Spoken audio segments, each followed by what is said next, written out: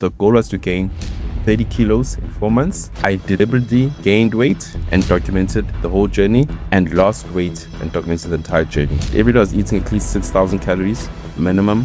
Will I make a meal or will I order a meal? Whatever it is, it's going to be a big meal. Is it possible to lose weight without dieting? What do you mean you're not going to take supplements? I said, guys, I've been preaching about this since 2020. I will show you.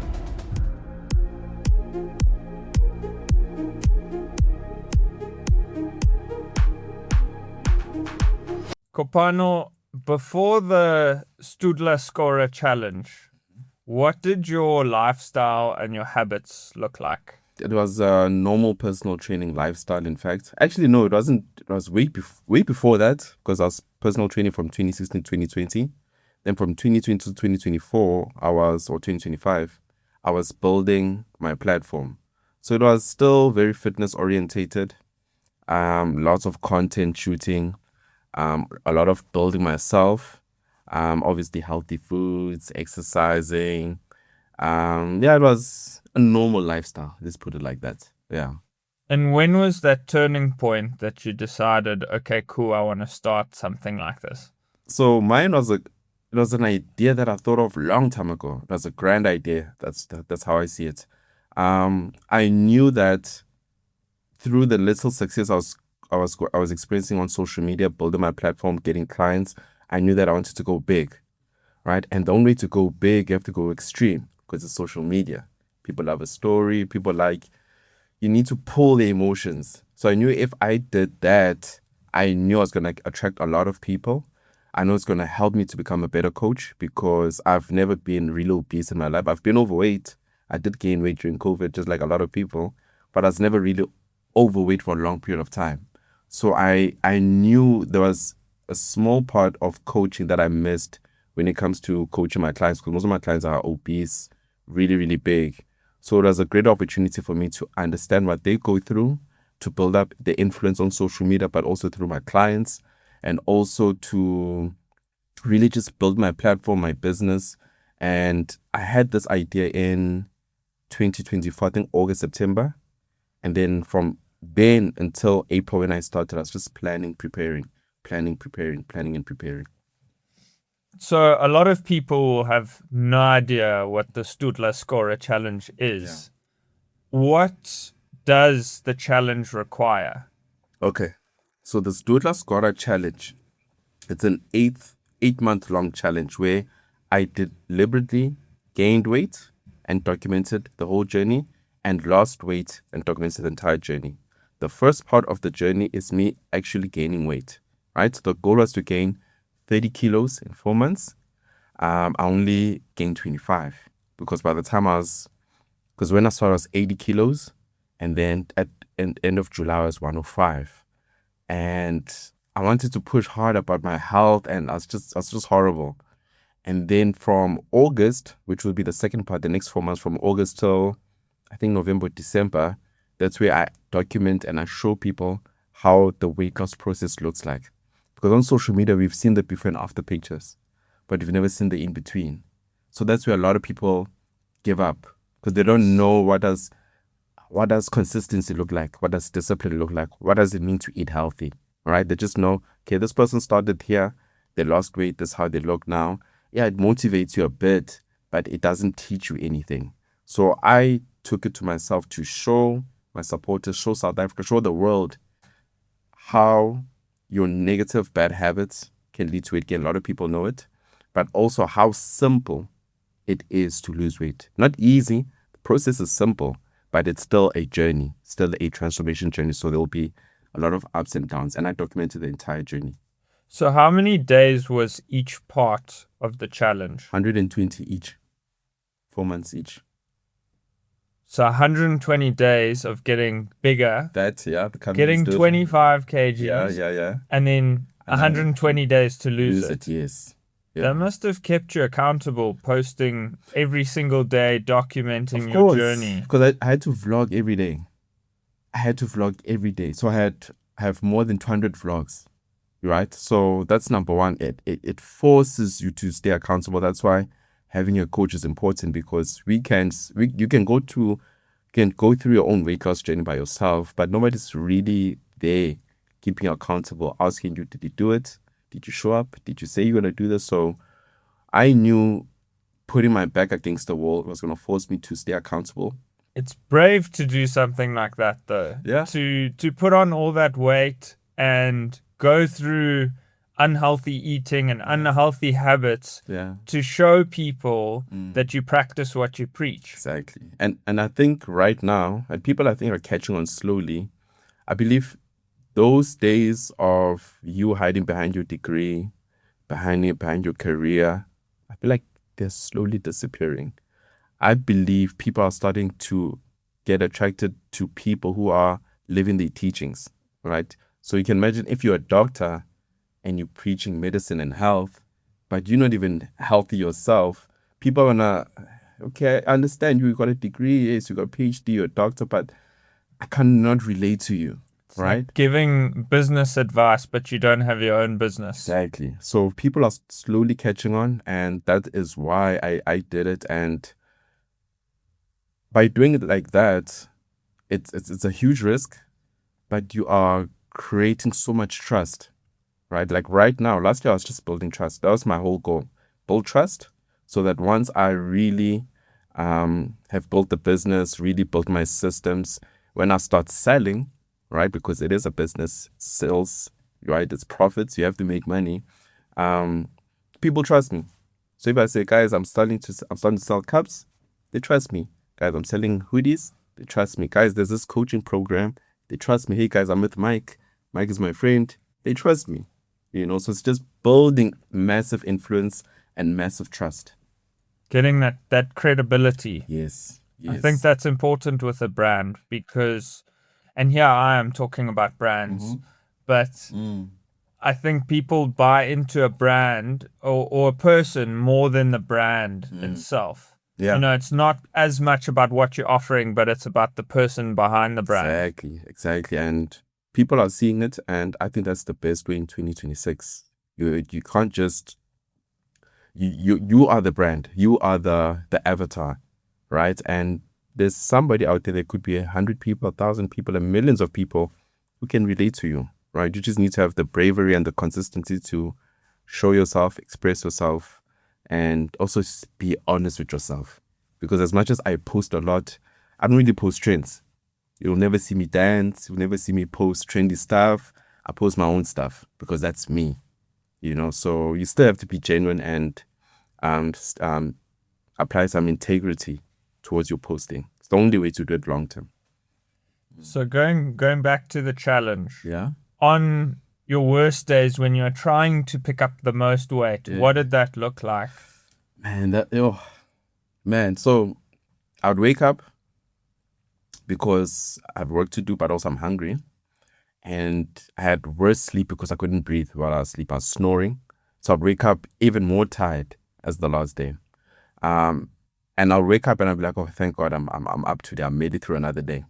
And as soon as I place my feet on the floor, that's when the pain would come in. Painful joints, sore feet, back aching, shoulders, everything's just sore. And then the appetite goes up. Go to my kitchen, crack open a fresh 2-liter, because I drink a 2-liter a day every day. Crack up a fresh 2-liter, sip, sip, sip. Will I make a meal or will I order a meal? Whatever it is, it's going to be a big meal. So let's say if I order a meal, it'll be maybe 2-3 burgers, maybe leftovers from yesterday. I'll eat, and then I'll open up my laptop. And then there'll be a swarm of emails, right? DMs, sales, because people are now buying my coaching program. So I have to do a little bit of work with a little bit of energy that I have, because remember, I just ate a huge meal. Do a little bit of work. Okay, send this to my team. Okay, process these sales, induct these people. And then after an hour or maybe even less, energy's gone. Then I'll have a snack, right? I have another snack, could be maybe half a cake, quarter of a cake, just something crazy, over 1,000 calorie snack. Pass out, right? But yeah, I'll pass out, then I'd wake up again. Or in between doing all that, I'm still vlogging. Wake up, eat again, do a little bit of work, but now I'm even more stressed. Every day, the stress will be a little bit more because I'm getting busier, but my production is not meeting start hitting the all the business that I'm getting. So I'll wake up, let's say today I wake up with 50 emails and I'll only answer like 30. Then tomorrow I wake up with 80 emails, right? So it would compound. So every day will be a lot more stressed out. But I'll still eat, still vlog. In between the day, maybe around 12:1, I'll vlog yesterday's vlog. I will edit yesterday's vlog, post it, still eat, do some work. Maybe sometimes I'll go to an interview or go to a podcast. And yeah, that was every day. But every day I was eating at least 6,000 calories minimum. Very little movement, a lot of sleeping, a lot of snoring while I was awake because I couldn't breathe. A lot of pain, a lot of delicious food. But those delicious food almost killed me because during that time, my cholesterol was elevated. I had fatty liver because I was still drinking between, and high blood pressure as well, and painful joints, and it was a mess. This podcast has been a dream come true, and I need your help in order to grow the show. If you could do the smallest favor for me, it will be easier than making a cup of coffee. Please go and hit that subscribe button. Thank you so much. I think a lot of people would actually find it easier to do the Sdudla challenge Yeah. than the Sgora challenge. You're right. The problem with and the funny part is, while I was gaining weight, the people were like, you're gonna kill yourself. You're gonna be sick. You can't even breathe. You're snoring while you're awake. What's going on? I was like, hope what you're telling me on social media, you are telling your loved ones, because the numbers prove it that there are a lot more people every year, high blood pressure, diabetes, obesity, cholesterol. So you're telling me all these things, and I knew that I was gonna get these things. That's why I'm doing that challenge in the first place. So as much as you're telling me, go tell your loved ones, because ultimately, yes, you're my supporters. I love you. I appreciate all the support, but you don't have so much influence in my life. But you have influence towards your husband who has a high cholesterol, or your girlfriend who's diabetic, or your mother who's obese, because you know these people. So what you're telling me, tell them as well. Mm-hmm. And that's when it started a big debate, great conversation on social media. Like, hey, you know what, coach, you're right. It's like, yeah, that's why I did the challenge in the first place, because now you see it and you can see how bad it is. And now when you did the Sgora challenge, when you were eating healthy and losing the weight, what was the difference in your mindset? I would say it forced me to be present, because as an entrepreneur, I'm always thinking ahead, right? I'm always thinking, okay, what is the next thing? What can I do now which will produce gains next week, next year, next month? But when I was losing the weight, even during the weight gain, it forced me to be like, okay, today's not a good day. The cravings are through the roof. You're trying to lose weight. You had a goal to walk 10,000 steps. You can only do 6,000 steps. It's okay. Do what you can today.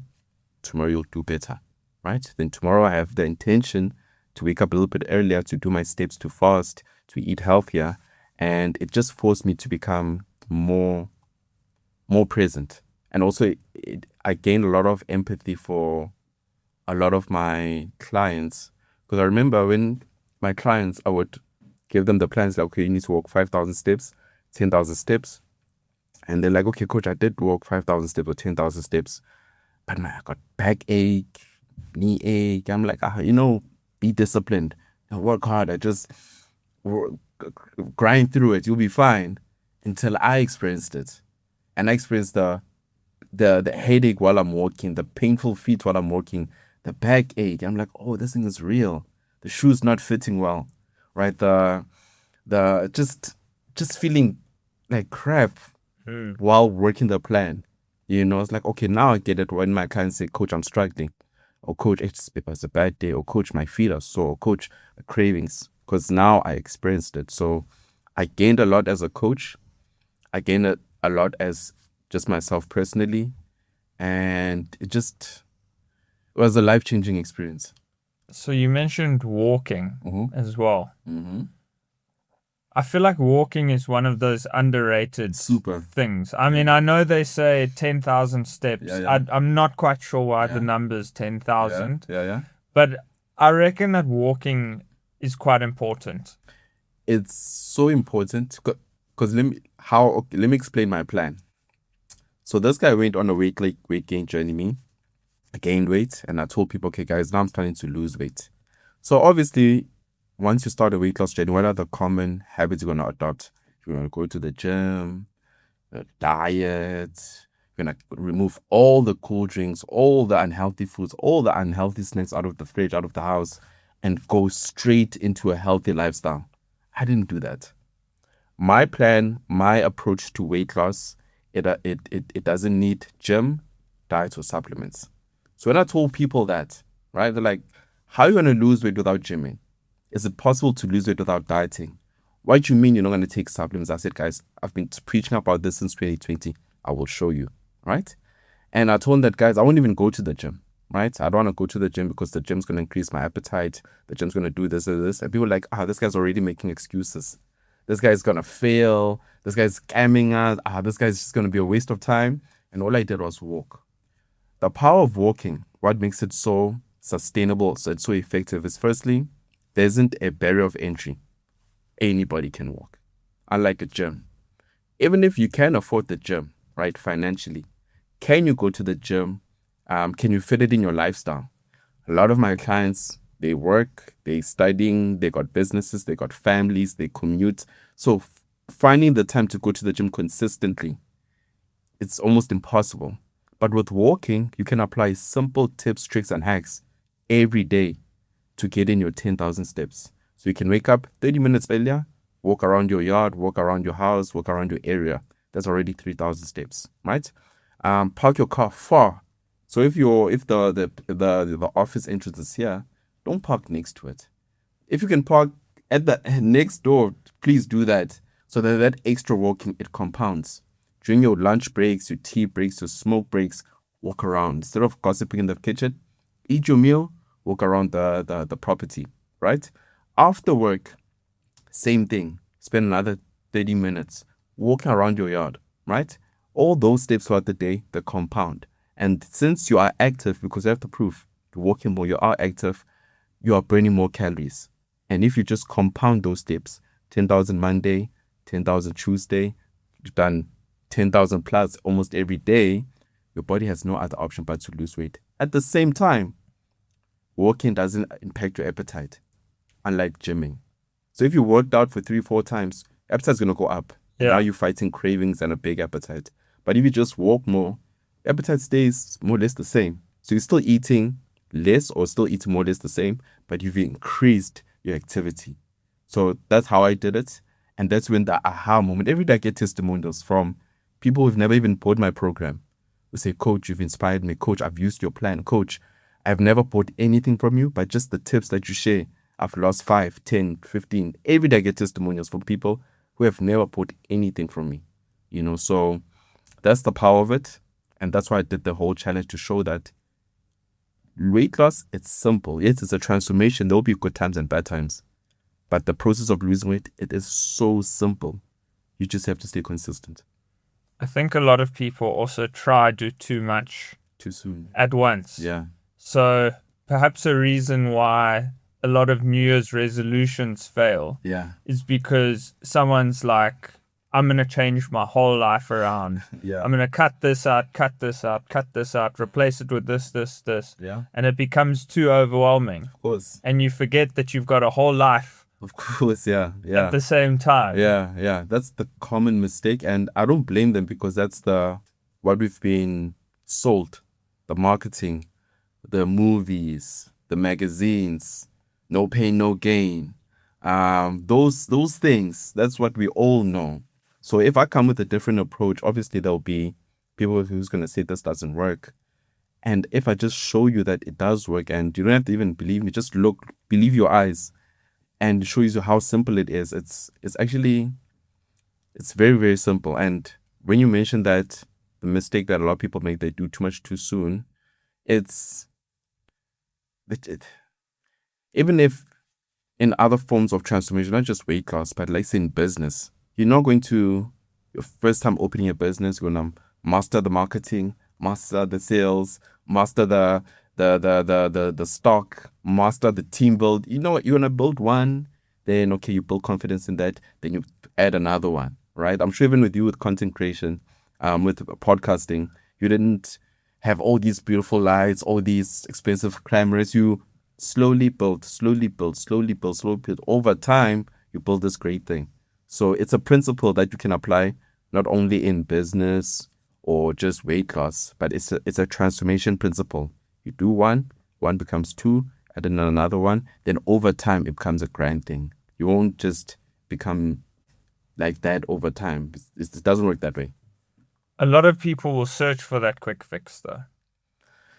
They will, but I even did a video the other day and I spoke about GLP-1 medications, Mounjaro, Ozempic, and I mentioned that, yeah, those medications are still going to boom because there's a market for it. People want quick fixes. Yeah. But when it comes to health and fitness, through my experience, shortcuts create long problems.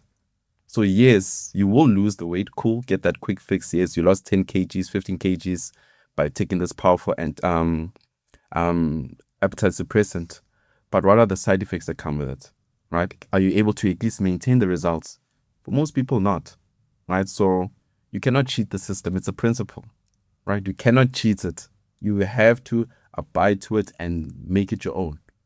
So yes, work that quick fix, but I know in a few months you'll be crying again because you didn't maintain the results. So you have to go through that process of doing it slowly but surely. Let's take a short break and head to the coffee corner. Kopano, what's your go-to coffee order and who would you like to have it with? I'm a simple guy, so Americano, black like me, and I'd like to have it with my father, my late father, specifically at a Starbucks, the one in Parkhurst. That's where I'll do it. So what are the health risks of taking something like Ozempic? So it's still a new drug, still a new medication. Every year there's a new side effect. I've heard cases from people who've joined my platform who said I've used it and the side effects of it affects them mentally in a way where they're not even as motivated. So from what I see, I might be wrong. From what I hear, not only it cuts out your appetite, but also cuts out your natural ability as a human to do more, to try more, right? Sure. That's the mental part that I've heard. Obviously, also besides losing the fat, you also lose muscle. Muscle is through recent research, muscle is a very strong indicator of long life health. So as much as people focus on fat loss, weight loss, people should also focus on building or maintaining the muscle, And there's many side effects, many side effects, cancer side effects that I've heard. There's a lot. And a lot of these side effects are only being discovered now, and more are still going to be discovered over the years. What happens with our relationship with food? Mm-hmm. So I feel like emotional eating and stress eating is something that I never really considered before. But it's something I'm quite interested in that, you might have a tough day and then the food is almost like it's the comfort, the reward for you. Yeah. So that's actually a good question. Food is beyond carbs, fats, and proteins. It's bigger than calories, right? Food is a tool that you can use to fuel whatever emotion that you're feeling. Just think about it. In a wedding, it's a celebration mood. It's a celebration emotion. There's food around. In a funeral, it's a sad mood. We are mourning somebody we have lost. There's food around. If you're stressed, you can eat to get that instant comfort. If you're happy, you can eat because to get that instant comfort. So food has become such a powerful drug to the point where it's not just only carbs, fats, and proteins. It's not life, but it's everything that comes with life. And the fact that food is very easily accessible, it's so delicious, very addictive, because I went through that journey of, man, I'm not hungry, but I'm craving this. Or I just ate something, but why am I craving something else? So I know there's something in the food that makes it extremely addictive. It's very accessible. It's a instant comfort feeling. And it's a relationship that you have to be intentional about, right? I always tell my new community members who join my platform, before you eat, right? Before you eat, remember this is an intentional journey you have to go through when it comes to food.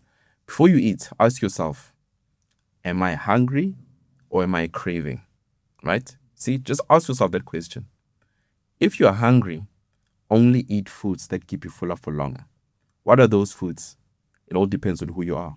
For you, Mike, your foods could be oats and potatoes. That keeps you fuller for longer. For me, it could be bread and pasta. That keeps me fuller for longer. Why am I emphasizing on keep you fuller for longer? Because that decreases the chances of you overeating later on. See? So if you're not going to overeat later on or snack later on because you're full, you're going to consume less calories. You're going to maintain or even lose weight, helping you in your health and fitness life. Okay? But if you're craving, because cravings are part of the journey, portion control, right? Still eat your chips, still eat your chocolate, still have your beer, but how can you decrease the portions? Instead of drinking a whole entire 6-pack, drink 3, drink 4, drink 5. Instead of eating a big bag of chips, eat the single serving pack. Instead of eating a slab, eat 4 squares. You still have to be very intentional. But before you eat, by just practicing that skill, am I really hungry or am I craving? I'm just craving. Okay, I'm just going to have a small. Okay, I am hungry. Okay, I'm going to have this. I know it's going to keep me full. I'll have this meal and I might only have supper later on because I'm full. And over time, you will get better. People say you should do everything in moderation. Exactly.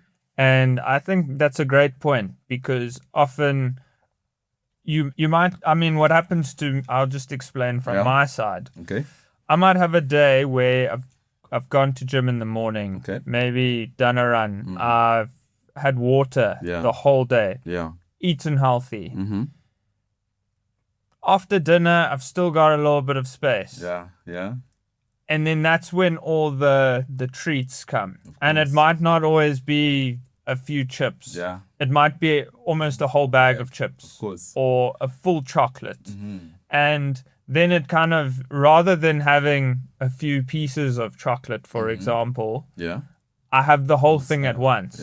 Yeah. And then all of the healthy eating and all the healthy habits that I'd had over the day just get dismissed. So what you're going through, which is a lot of people go through, is you're going through two extremes. It's either I've seen a lot of people who either they will fast the whole day and then they'll binge at night. So the whole day you starved yourself and you think, okay, I'm fasting, I'm losing on dropping fat, and then you go through another extreme of binging. Okay, the best way to do it is still to fit in those unhealthy treats in between, right?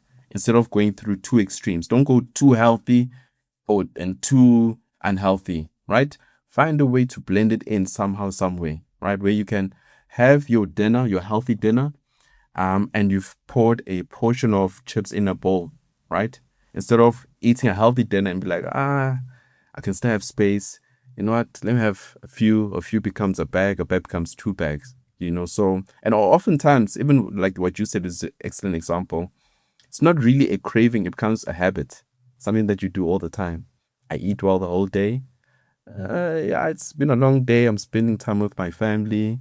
Let me grab something. And that becomes just what you guys do at home. I had one client who joined in this week who said he comes from a family where after the days went by, after dinner, spending time with the family snacks. That's how you grew up, right? That's what his parents introduced into his life when he was a child. So now, as an adult, since that's a habit, it becomes difficult to break that habit of, I've ate dinner, I'm not really hungry, but I want a snack. Yeah. Even though you're not craving, you're not hungry, you just ate, you're good. But you want to break that habit of, no, we need to snack because you're watching a movie or watching soccer. So sometimes it's just a habit that you've built and a belief that you've adopted and created for your whole life. And sometimes it is true, you are craving portion control. Then over time, you'll become better. how can people who want to lose weight, how can they join your community? It's very, very simple. Go to all my platforms, Facebook, YouTube, Instagram, TikTok. There's only one link there. You can go straight to my website, to my social media platforms, PT Online Coach on all platforms. Or you can go straight to that website, which is ptoc.online. It's an online weight loss coaching program. You lose weight without gymming, dieting, or supplements. All we do is follow 3 basic habits, which is fasting, walking, and tracking your calories. And my platform, my coaching is going to help you stay accountable, help you get through the day, and just make the journey so much easier for you. And lastly, what would you tell the version of yourself before you did the Sdudla Sgora challenge? Dream bigger. I feel like I've just unlocked a different level, a different side of myself, which, when you watch podcasts, like, oh no, dream bigger, do bigger. It's like, yeah, okay, yeah, that sounds cool. Until you do it. And like, oh man, it's actually true. So dream bigger, there's no limits. There's literally no limits. You can take it as far as you want. And yeah, dream bigger, become bigger, and believe in yourself. Yeah. Thank you.